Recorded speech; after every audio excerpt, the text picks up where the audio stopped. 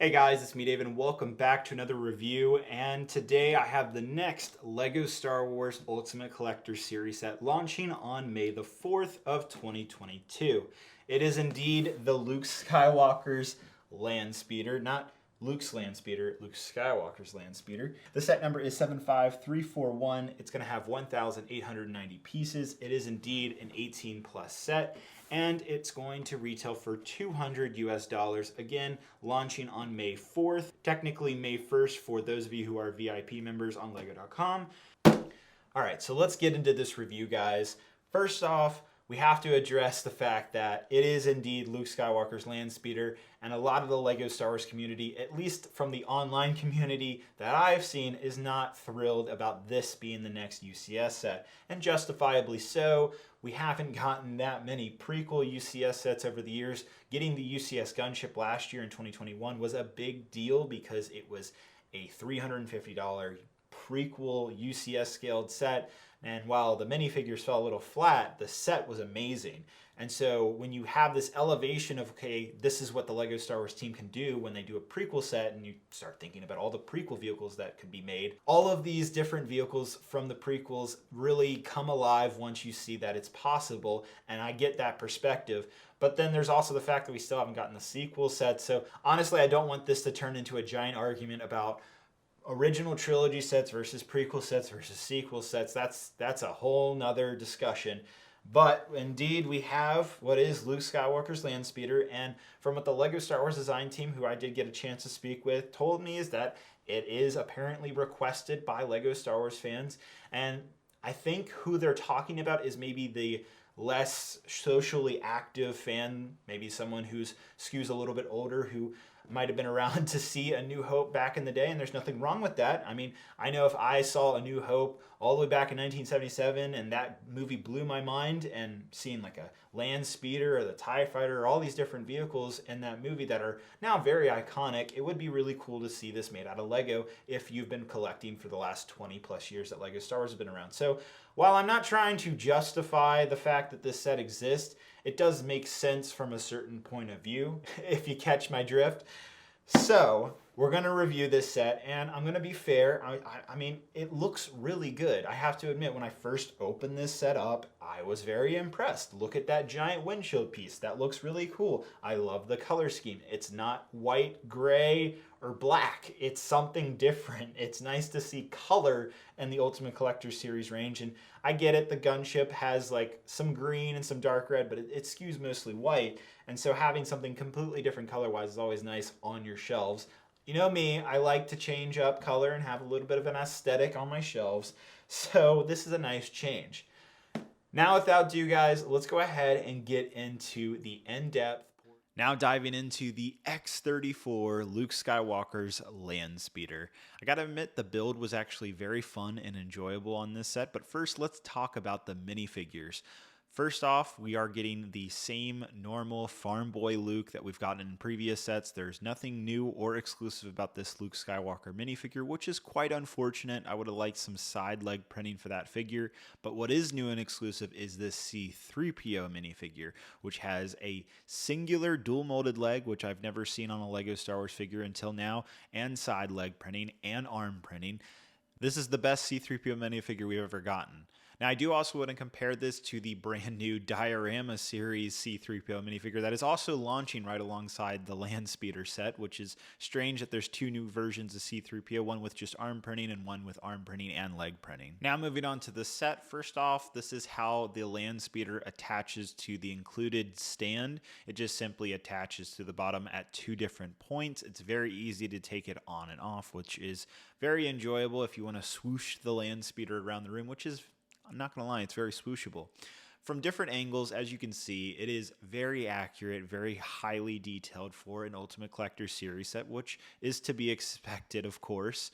Taking a look at the front here, you'll notice that the designer decided to use flex cabling, which is in light bluish gray. It has an almost metallic silver look, but it is light bluish gray. Just it's all lighting that kind of confuses the eye there. On the back of the Landspeeder, there is actually quite a bit of detail around here with the exhaust pipes, I believe, and then of course the 3 different engines, one of which is partially destroyed or damaged or just exposed with different flex cabling showing different wiring. I love the details here. There's even a Technic steering wheel using that engine. On the opposite side, the other engine is very different. It's more sleek and obviously new looking. Inside the cockpit, there is a yoke for a steering wheel, a shifting lever, and a control panel that's a sticker. There is no printed pieces in this set at all, which is really unfortunate. I guess the budget went to that giant windshield piece, which is a really cool piece, don't get me wrong. There are quite a few pieces in nougat and dark red for the first time in this set, which is always exciting. No new elements again except for that windshield piece, and then there's also additional details on the top hood. Even from the back angle, the Landspeeder looks very sleek, very Star Wars-esque, and the designer really hit it off with getting every single detail possible. Here's the plaque that is always included in a UCS set. You can pause it if you want to read that information. And then for those of you who are also wondering, here's what the Landspeeder looks like when you flip it upside down. It's pretty barren. And for those of you who are wondering, this is what a minifigure looks like inside the cockpit to give you an idea of scale of the UCS Landspeeder. Also giving you an idea of scale is by comparing it to the UCS X-Wing, which was a $200 set back in the day. Another $200 set that came out a couple years ago in 2016 was the UCS TIE Fighter.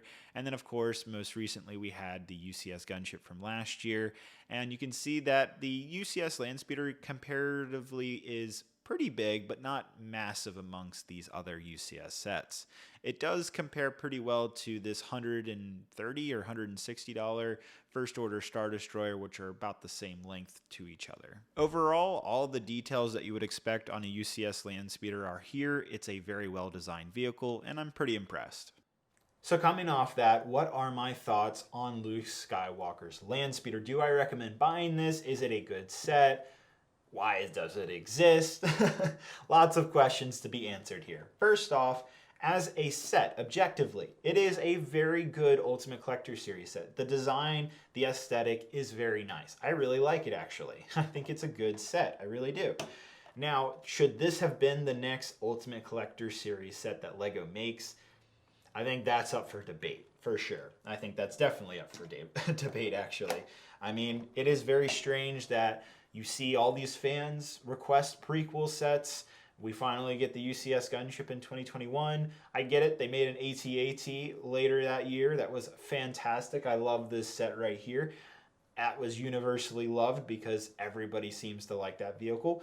Whereas Luke Skywalker's Landspeeder, this has been made as a playset multiple times. And so because of that, alongside of the vehicle not being super popular, a lot of fans were not very excited when they heard a rumor about this being the next UCS set, and I totally get that perspective. I mean, I would love to see more prequel UCS sets. I would love to see sequel UCS sets eventually come as well.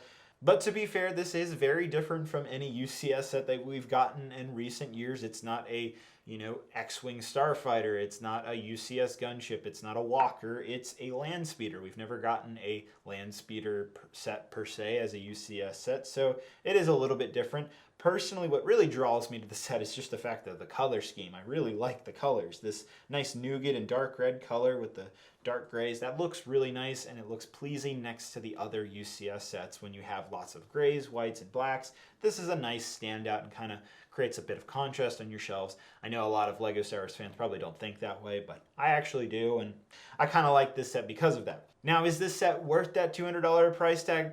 It's a bit of a tricky question. First off, I would say yes if you're getting this. This is launching May 1st through May 8th, where if you spend, I think it's $160 or more on LEGO Star Wars via LEGO.com or LEGO stores, you'll get this set right here, the Lars Family Homestead Kitchen, which has an exclusive minifigure, and it's 200 more pieces. This is free if you buy this set or other LEGO Star Wars sets. You don't have to buy the Landspeeder.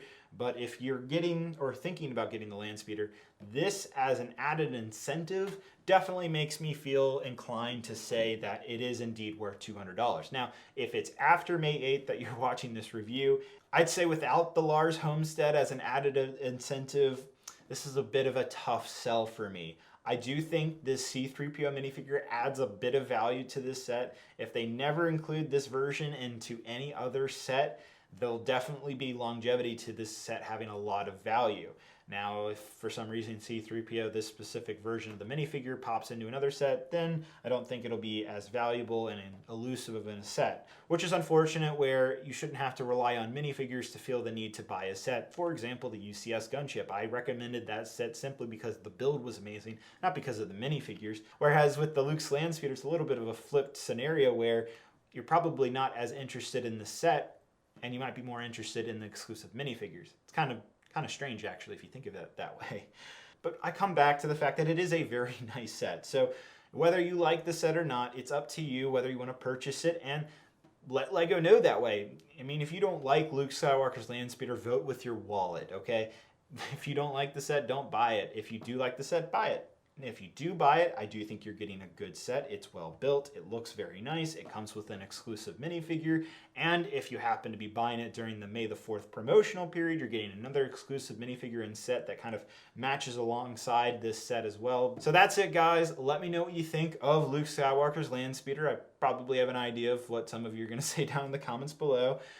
But let LEGO know what you want the next UCS set to be. They are listening. They really are. I've talked to them extensively. They will look and listen at YouTube comments, Twitter, Facebook. They're looking at social media. So if you want a different UCS set than the Landspeeder, let the team know. They are looking at this stuff. And on that note, guys, I hope you have a great and wonderful day, and I'll see you guys in the next review.